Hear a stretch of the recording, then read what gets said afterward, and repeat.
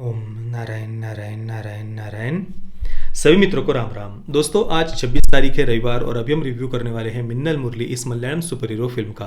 Film के director हैं Basil Joseph. Film को प्रोड्यूस किया है सोफिया पॉल ने, और मुख्य भूमिका में है टोविनो थॉमस, गुरु सोमसुंदरम, फेमिना जॉर्ज, अजू वर्गसी आदि आदि। फिल्म 24 तारीख को नेटफ्लिक्स पर रिलीज हुई थी, और उसके दूसरे दिन यानी कल 25 तारीख को मैंने इसे देख लिया था। पर कल तुलसी पूजन दिवस था, और दूसरे भी मुझे कुछ काम थे, इस कारण से कल मैं इसका रिव्यू कर नहीं पाया था। देखिए, 10 ही दिन पहले स्पाइडरमैन नो वे होम मैंने जब देखी थी, तो उसका जो एंडिंग था स्पाइडरमैन नो वे होम का, और जो मूल भावना थी उस फिल्म की, उसे देखकर सबसे पहले मुझे संत ज्ञानेश्वर जी द्वारा रचित पसायदान की याद आ गई थी।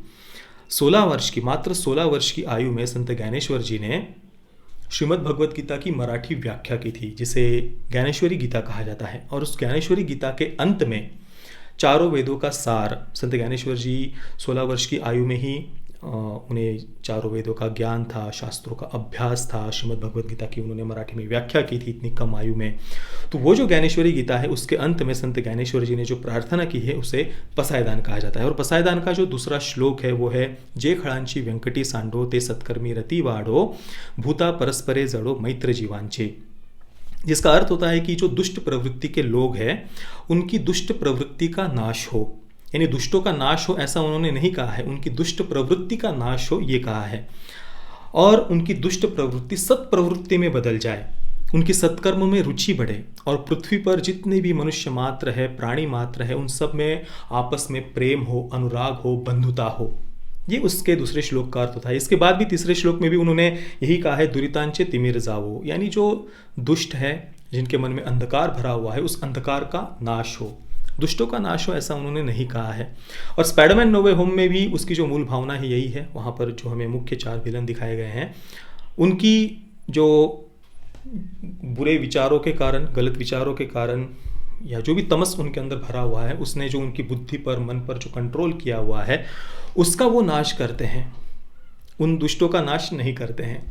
पर कल जब मैंने मिन्नल मुरली को देखा, उसकी जो एंडिंग मैंने देखी, उसमें विलन के साथ जो होता है वो देखकर मुझे सच में अंदर से बुरा लगा। क्योंकि मिन्नल मुरली में जो विलन का कैरेक्टर है, उसे काफ़ी मतलब उस एक कैरेक्टर में काफ़ी डेप्थ है। बाकी कैरेक्टर्स के बारे में तो मैं नहीं कह सकता, पर जो विलन का कैरेक्टर था, गुरु सोमसुंदरम जी ने जो प्ले किया है, उस कैरेक्टर में काफ़ी डेप्थ थी। उसके लिए हम भावुक भी होते हैं। और उसके साथ फिर एंडिंग में जो होता है वो थोड़ा सा उसने मुझे दुखी किया, वो मुझे सही नहीं लगा। सबसे पहले मिन्नल मुरली की कहानी के बारे में हम चर्चा करते हैं। तो क्रिसमस की रात्रि को अचानक से एक बिजली कड़कती है, और 2 लोगों पर एक सेम बिजली आकर गिरती है।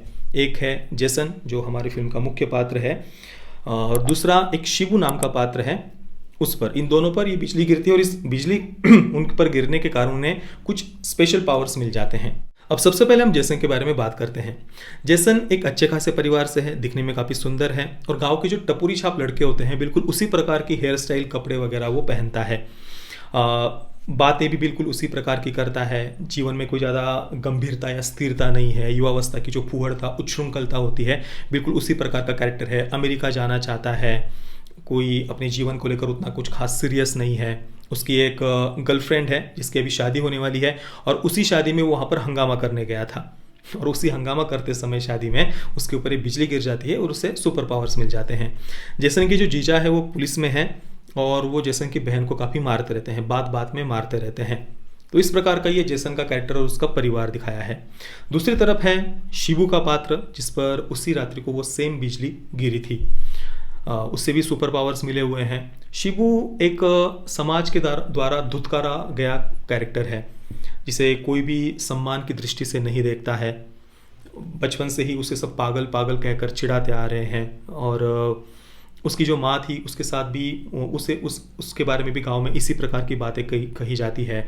बचपन से ही वो अकेला रहा है, और ऐसे अकेलेपन में जब वो स्कूल में था, उस समय उषा नाम की एक लड़की ने आकर उसकी मदद की थी, और उसके उस उपकार के कारण, उषा की उस मदद के कारण, उपकार के कारण, शिबू ने अभी भी अपने मन में उषा के लिए प्रेम रखा है कि जब मुझे कोई पूछ नहीं रहा था, जब मुझ पर सब हंस रहे थे, मुझे पागल पागल कह रहे थे, उस समय उषा ने मेरी मदद की थी। और उस एक मदद के कारण अभी भी, आज वो करीब 45 से 50 वर्ष की आयु का अभी उसे दिखाया है, और अभी भी वो उषा से प्रेम करता है।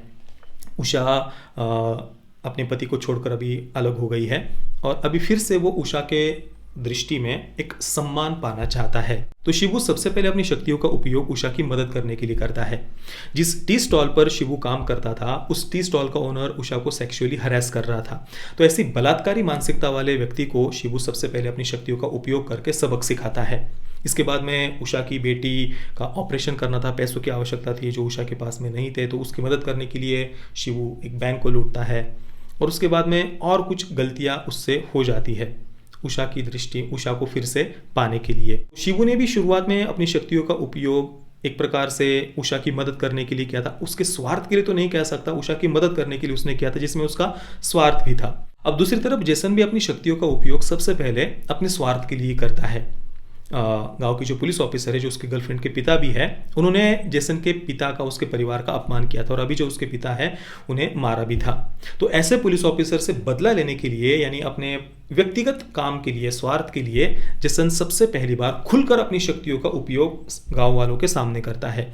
एक मेले में वो एक पंछी का कुछ ऐसे मुखौटा वगैरह पहनकर उस पुलिस ऑफिसर को मारता है और उसके बाद में दूसरे भी पुलिस वालों को वहां पर पीटता है। तो सबसे पहली बार वो इस प्रकार से पुलिस वालों को मारने के लिए अपने स्वार्थ के लिए अपनी शक्तियों का उपयोग करता है। हालांकि फिल्म के सेकंड हाफ में फिल्म के डायरेक्टर को जेसन के अंदर एक बदलाव दिखाना था। मतलब शुरुआत में वो इस प्रकार से फूहड़ता उच्छृंखलता भरा ये पात्र है, फिर एक गहरा आघात उसे लगता है जिसके बाद उसमें बदलाव होता है, ये उन्हें दिखाना था। एक उनके ही शॉप में काम करने वाला व्यक्ति है, उसके साथ कुछ भयानक ऐसी घटना होती है।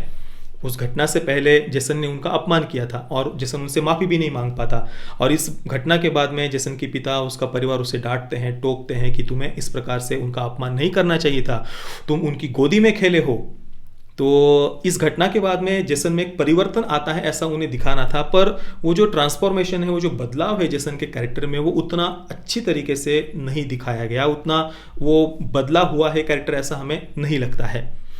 जो कि मतलब उस घटना के बाद में जेसन के अंदर एक बुद्धि में स्थिरता आई हो, विचारों में स्थिरता आई हो और ज़्यादा उसे अपनी जिम्मेदारियों का एहसास हुआ हो कि भाई मुझे ये जो शक्तियाँ मिली है, शक्तियों के साथ मेरा एक कर्तव्य भी है, मेरी एक जिम्मेदारी है जिनका मुझे सदुपयोग करना चाहिए। ये जो समझ उसके अंदर दिखनी चाहिए हमें, वो नहीं दिखती है। जो बाद में एंडिंग में जेल से उसका बाहर निकलने वाला भी जो सीन था वो कुछ उतना खास ऐसे सेटिस्फाइंग नहीं था। और वापस आने के बाद में वो सबसे पहले क्या करता है, शिबू को बस पीटने लगता है। ठीक है, उनके अंदर थोड़ी सी बातचीत भी दिखाई है पर वो बातचीत में भी कुछ खास ऐसी उतनी डेप्थ नहीं थी और उसके बाद बस वो शिबू को पीटते ही जाता है। भाई शांति से बैठकर उसको समझाओ, बात करो। वो एक मानसिक रूप से दिव्यांग पात्र था जिसके साथ बचपन से इतने ज़्यादा अत्याचार हुए थे, इतनी पीड़ा वो का वो शिकार था, तो उसे एक उपचार की आवश्यकता है, वैद्य की आवश्यकता है, डॉक्टर की आवश्यकता है और तुम उसको बस पीटे जा रहे हो। मतलब वो कुछ बिल्कुल भी किसी भी प्रकार से सेटिस्फाइंग तो बिल्कुल भी नहीं था फिल्म का एंडिंग। जेसन को वहाँ पर एक समझदारी, एक बुद्धिमत्ता का परिचय देना चाहिए था।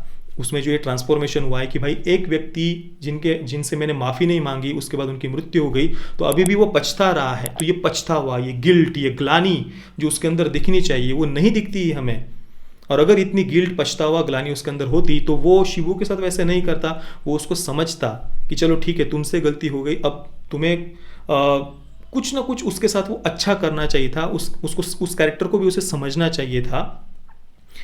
तो ये एक बात मुझे सही नहीं लगी। देखिए इसका मतलब ऐसा नहीं कि जो दुष्ट होते हैं उनका संहार होना ही नहीं चाहिए, बिल्कुल होना चाहिए। जो अति दुष्ट होते हैं, जो आताताई होते हैं, जो जानबूझकर सोच समझकर कुछ बहुत ही निंदनीय ऐसा जघन्य कुकृत्य कर रहे होते हैं, मानवता को लज्जित कर रहे होते हैं, ऐसे लोगों को तो उनकी ही भाषा में उत्तर देना आवश्यक होता है।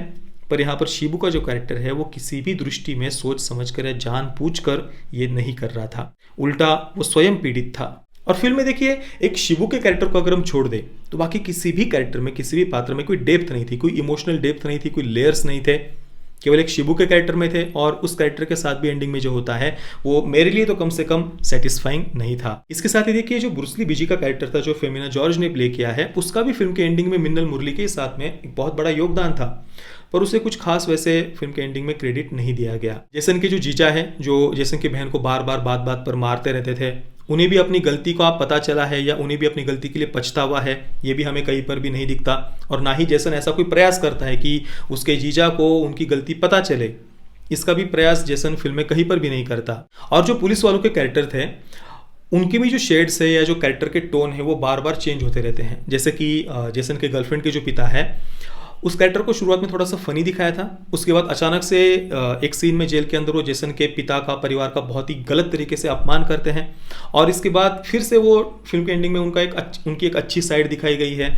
मतलब इसे मैं इमोशनल लेयर्स नहीं कहूँगा, ये ठीक तरीके से उस कैरेक्टर को नहीं लिखा गया था, ऐसा मैं कहना चाहूँगा। कुल मिलाकर एक नए प्रयोग के रूप में फिल्म ठीक थी, पर ओवरऑल जो एक्सपीरियंस था फिल्म का वो मेरे लिए कम से कम सेटिस्फाइंग नहीं था।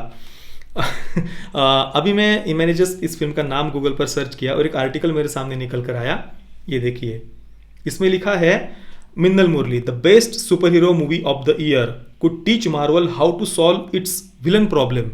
सीरियसली, विलन प्रॉब्लम मतलब ये फिल्म मार्वल को सिखा सकती है कि विलन प्रॉब्लम को कैसे सॉल्व करना है। भाई स्पाइडरमैन नो वे होम में उन्होंने बहुत बढ़िया तरीके से विलन प्रॉब्लम को सॉल्व किया था, उल्टा इस फिल्म में विलन प्रॉब्लम को गलत तरीके से सॉल्व किया, ऐसा मेरा ओपिनियन है। मतलब देखिए, मैंने कई बार देखा है जो लिबरल ओपन माइंडेड क्रिटिक्स होते हैं वो हमेशा कहते रहते हैं कि भाई जो कृष्णवर्णीय पात्र होते हैं जिन्हें वे ब्लैक कैरेक्टर या डार्क स्किन वाले कैरेक्टर कहते हैं, तो जो कृष्णवर्णीय पात्र होते हैं उन्हें बार बार ज़बरदस्ती निगेटिव दिखाया जाता है, या जो समाज के द्वारा धुतकारे गए कैरेक्टर्स होते हैं उन्हें फिल्मों में सही तरीके से पोर्ट्रे नहीं किया जाता, या जो मानसिक स्वास्थ्य है उसका मजाक उड़ाया जाता है फिल्मों के अंदर, स्टेरियोटाइप किया जाता है कृष्णवर्णीय पात्रों को, वगैरह वगैरह ऐसी बातें कई बार कहते रहते हैं लिबरल ओपन माइंडेड क्रिटिक्स।